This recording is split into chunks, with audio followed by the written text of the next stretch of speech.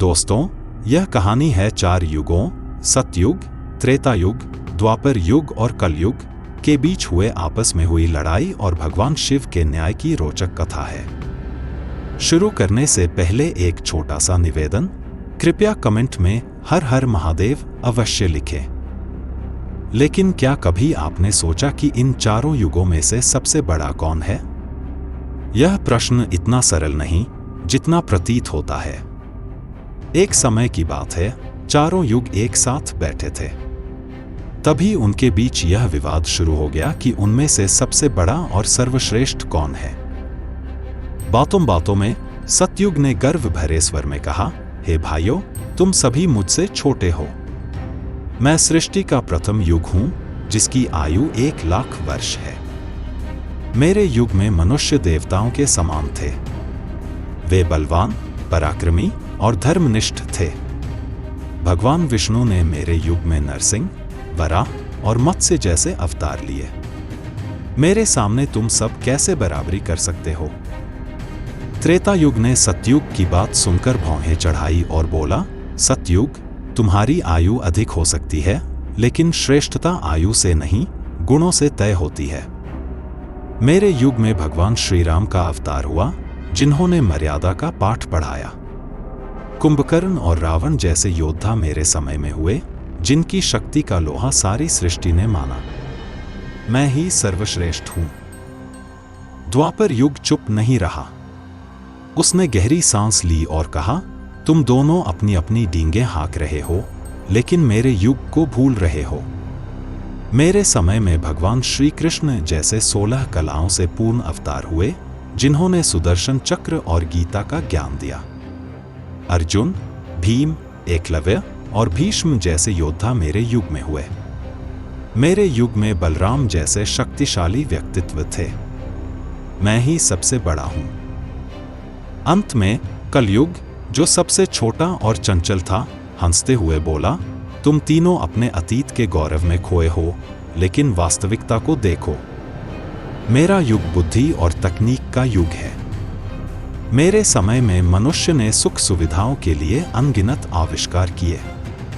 मेरे युग में मनुष्य की आयु कम हो सकती है, लेकिन उनकी बुद्धि और प्रगति बेजोड़ है। मैं ही सर्वश्रेष्ठ हूं। 4 युगों के बीच यह विवाद इतना बढ़ गया कि सभागार में तनाव छा गया। कोई भी पीछे हटने को तैयार नहीं था। अंततः उन्होंने फैसला किया कि इस विवाद का समाधान केवल एक ही व्यक्ति कर सकता है, स्वयं भगवान शिव, जो कैलाश पर्वत पर विराजमान है। 4 युगों ने एक स्वर में कहा, चलो कैलाश पर्वत चलते हैं। भगवान शिव ही हमें बताएंगे कि हम में से सबसे बड़ा कौन है। वे कैलाश पर्वत पहुंचे।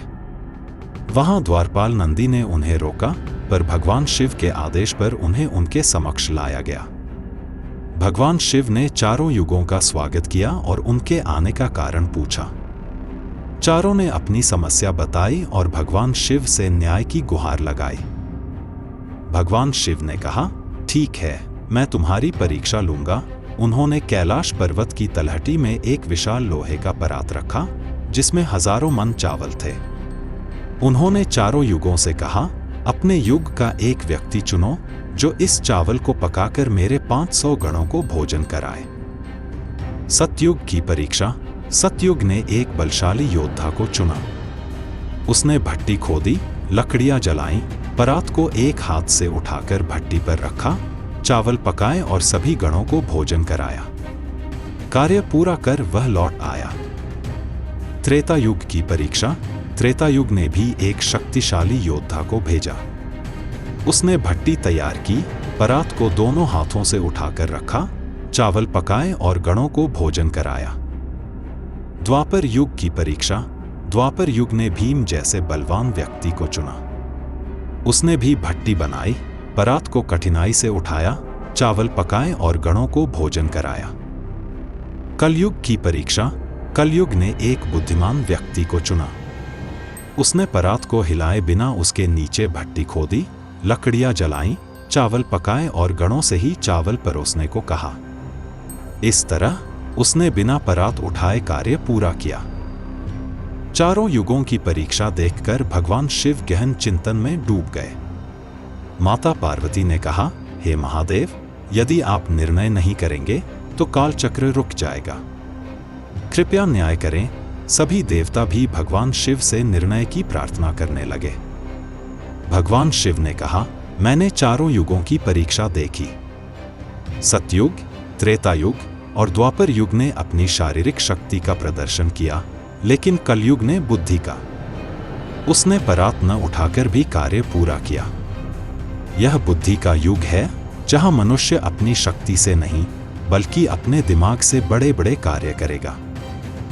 उन्होंने आगे कहा, सतयुग में धर्म और त्रेता युग में मर्यादा थी, द्वापर में भक्ति थी, लेकिन कलयुग में बुद्धि और तकनीक है। यह युग मशीनों और आविष्कारों का युग होगा। इसलिए मैं घोषणा करता हूं कि कलयुग सबसे बड़ा है। चारों युग भगवान शिव का निर्णय मानकर अपने अपने धाम लौट गए। दोस्तों, यह थी 4 युगों की कहानी और भगवान शिव के न्याय की कथा। इस कहानी से हमें यह सीख मिलती है कि शक्ति के साथ साथ बुद्धि का भी महत्व है। अगर यह कहानी आपको पसंद आई तो कृपया कमेंट में हर हर महादेव जरूर लिखें। अगली कहानी में फिर मिलते हैं।